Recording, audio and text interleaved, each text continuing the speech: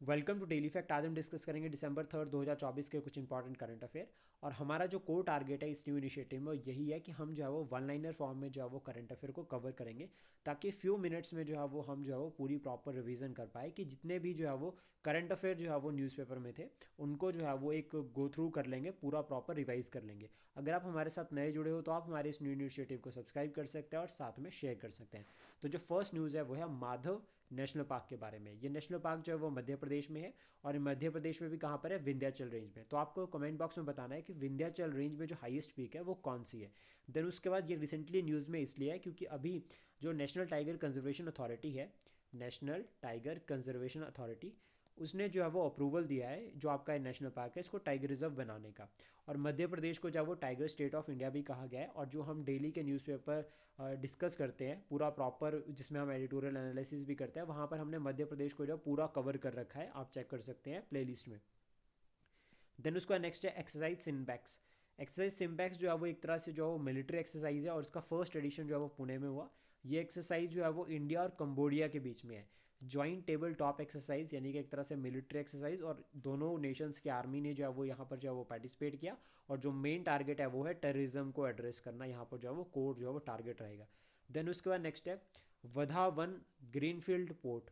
जो Wadhawan greenfield port है ये कहाँ पर है, महाराष्ट्र में। और ये जो है वो एक ऑल वेदर ग्रीनफील्ड पोर्ट है, और इम्पॉर्टेंट है, ये याद रखना कि ये मेजर पोर्ट है, one of the major port है ये भारत का। देन उसके बाद नेक्स्ट है RS-28 सरमत। ये मिसाइल है, और सबसे इंपॉर्टेंट बात कि ये मिसाइल जो है वो रशिया ने बनाई है। अभी जो यहाँ पर हमें की पॉइंट्स को याद रखना है वो ये कि अभी जिस जिस तरह से जो है वो रशिया यूक्रेन वॉर लग रखी है, तो वहाँ पर इस मिसाइल को भी जो है वो अभी जो है वो डिप्लॉय कर दिया गया है। और it is liquid fuelled intercontinental ballistic missile developed by Russia. और अगर हम रेंज बात करें तो इसके 18,000 किलोमीटर है। बहुत इंपॉर्टेंट रहता है 18,000 किलोमीटर। हमारी तो जो कोस्ट लाइन है वही 7,500 किलोमीटर है, तो ये 18,000 किलोमीटर की यहाँ पर बात की जा रही है। इवन हिमालयाज़ की अगर हम लेंथ बात करें तो वो 2,400 किलोमीटर है। तो ये क्लियर होता है कि लाइक अगर हम बात करें कहीं से भी जो है वो उसको लॉन्च किया जा सकता है, और बहुत दूर जो है वो टारगेट को हिट किया जा सकता है। देन उसके बाद नेक्स्ट है 40 ईयर्स कंप्लीट हो गए हैं भोपाल गैस स्ट्रेटजी को, या भोपाल गैस जो इंसिडेंट अगर हम बात करें तो यहाँ पर एक गैस रिलीज़ हुई थी 1984 में। और 2-3 दिसंबर की रात को ही जो है वो गैस रिलीज़ हुई थी, या याद रखना है गैस जो है वो रात को रिलीज़ हुई थी। मिथाइल आइसोसाइनाइड ये गैस थी जो रिलीज़ हुई थी। इसके बाद कुछ रिसेंट की अगर हम बात करें इंसिडेंट जो गैस रिलीज से लिंक करते हैं, तो सबसे पहला अमोनिया लीक केस हुआ था ये 2024 में चेन्नई में। और ड्यू टू साइक्लोन जो आपका मिसोंग जो साइक्लोन था, इसकी वजह से जो है वो जो है वो यहाँ पर जो है वो गैस लीक हुई थी। देन उसके बाद वाइजैक गैस लीक 2010 का केस है ये, यहाँ पर स्टेरिलिन गैस जो है वो रिलीज़ हुई थी। देन उसका तुगलकाबाद गैस लीक ये 2017 का केस है, और यहाँ पर अगर हम गैस की बात करें तो यहाँ क्लोरोमिथाइल पेरेडीन जो है वो यहाँ पर लीक हुई थी।